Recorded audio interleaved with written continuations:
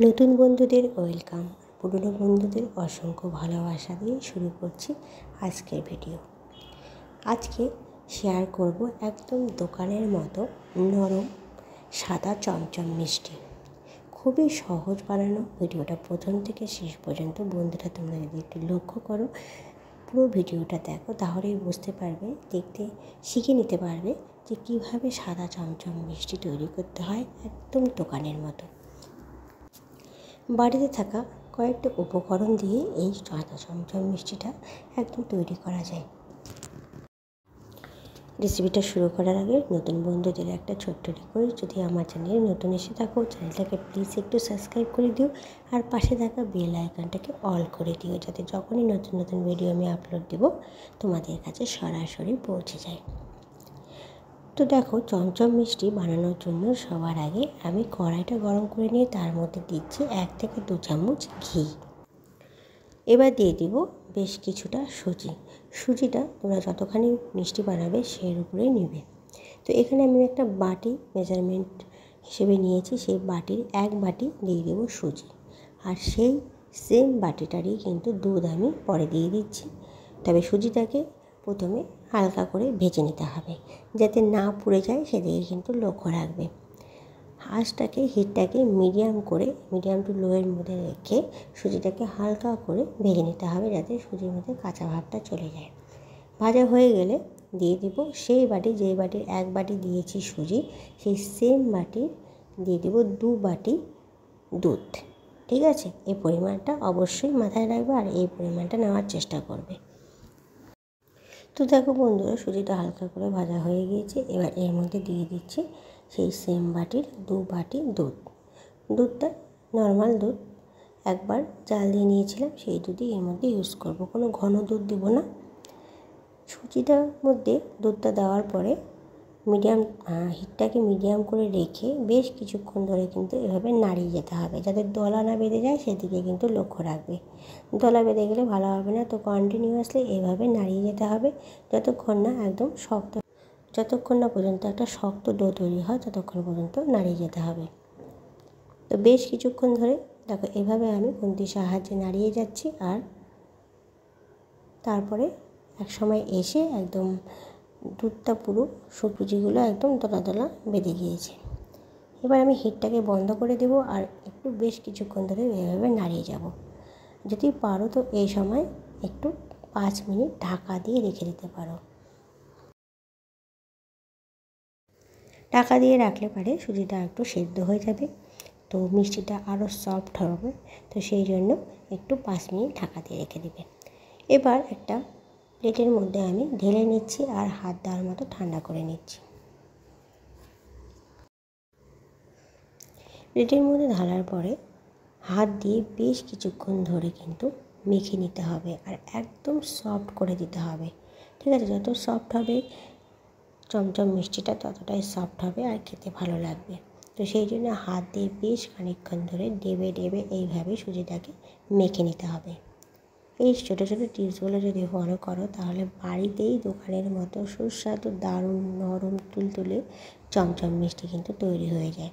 তো এই স্টেপগুলো অবশ্যই মাথায় রাখবে আর বাড়িতে বানিয়ে নেবে। তো এইভাবে হাত দিয়ে খুব ভালো করে সুজিটাকে মেখে নিতে হবে, আর একদমই স্মুথ একটা ডোয়ে তৈরি করে নিতে হবে। ভিডিওতে দেখে তোমরা অবশ্যই বুঝতে পারছো কীভাবে কাজটা করতে হবে। বেশ কিছুক্ষণ ধরে মাখার পরে ডোটা একদম তৈরি হয়ে যাবে আর স্মুথ হয়ে যাবে সুজিগুলো। তখন হাতের মধ্যে একটু ঘি মেখে নিয়ে চমচমের শেপে তৈরি করে নেব।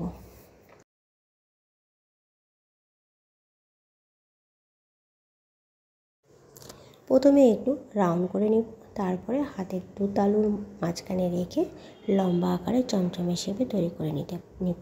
তুমি একটু লম্বাও করতে পারো, আবার একটু চ্যাপটাও করে নিতে পারো। তোমাদের যেরকম পছন্দ শেপটা সেইভাবে তৈরি করে নেবে। তো এইভাবে ঠিক 2 হাতের মাঝখানে রেখে এইভাবে করে নিতে হবে। ভিডিওতে দেখে তোমরা বুঝতে পারবে। ঠিক এই রকমভাবে সবগুলো আমি তৈরি করে নিচ্ছি। খুবই সহজ, একবার করলেই বুঝতে পারবে। আর গাটা দেখো, যেটা তৈরি করছি চমচম কতটা সফট গাটা। সুজির যে চমচমের গাটা দেখো পুরো কতখানি সফট, একদম এইরকম সফটই কিন্তু রাখতে হবে।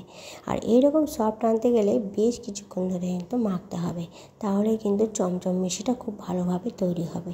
তো হাত দিয়ে এইভাবে করে নিচ্ছে, আর গাটা লক্ষ্য করবে চমচমের কতটা একদম সফট হয়েছে। তো দেখো কোনো রকম কিন্তু ফাটা টাটা নেই, একদম স্মুথ একটা উপরের বডি যে স্ট্রাকচারটা আছে ঠিক এইভাবে কিন্তু তৈরি করতে হবে। আশা করছি তোমরা বুঝতে পেরেছো, আর আমি তোমাদের বোঝাতে পেরেছি। এইভাবে আমি একই প্রসেসে সবগুলো তৈরি করে নেব।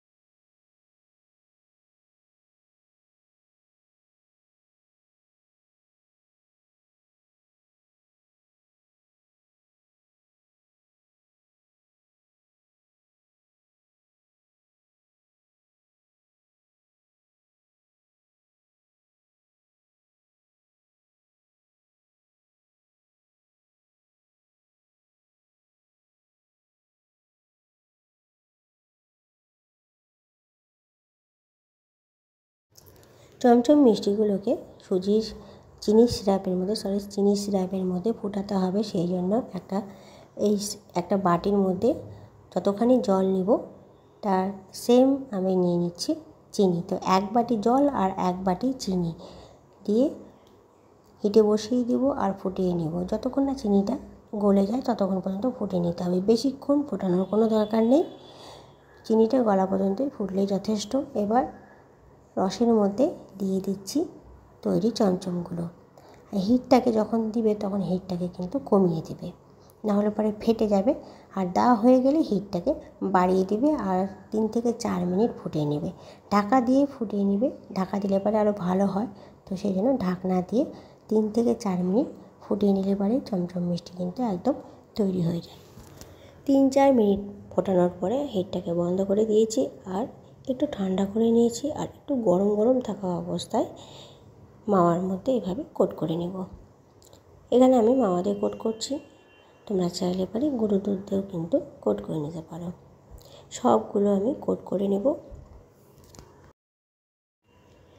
তো দেখলে বন্ধুরা কত সহজে বাড়িতে চমচম মিষ্টি একদম দোকানের মতো পারফেক্টভাবে তৈরি হয়ে যায়।